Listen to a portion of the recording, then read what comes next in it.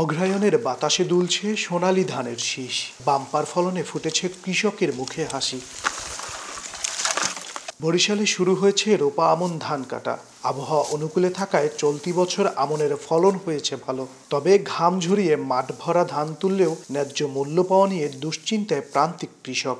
এবারের যে আবহাওয়ার যে তারতম্য এইটাও খুব ভালো ছিল, এই জন্য ফসলও ভালো হয়েছে। ন্যায্য মূল্য ধানের না পাই তাহলে আমাদের লস হবে। আমনের ধান আমরা যেভাবে করছি 1350-1400 টাকা হলে আমাকে খরচার টাকাটা হইবে। সারের দামটা একটু বৃদ্ধি, এখন দামটা পামু কিনা এইটা লইয়া একটা সংকটে আছে। সরকারের কাছে দাবি যে আমাদের বাজারটা যেন ভালো থাকে।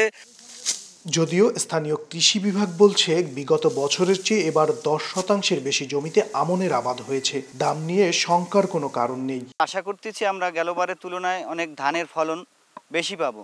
সেই হিসাবে আমার এই 320 হেক্টর জমিতে 1760 মেট্রিক টন ধান পাওয়ার সম্ভাবনা আছে।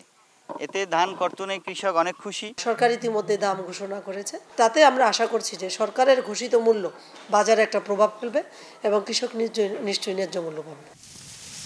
কৃষি অফিসের দেয়া তথ্য মতে গত অর্থ বছর বরিশালে 6,95,000 হেক্টর জমিতে আমনের আবাদ হয়েছে, তা এবার পৌঁছেছে 7 লাখ হেক্টর জমিতে।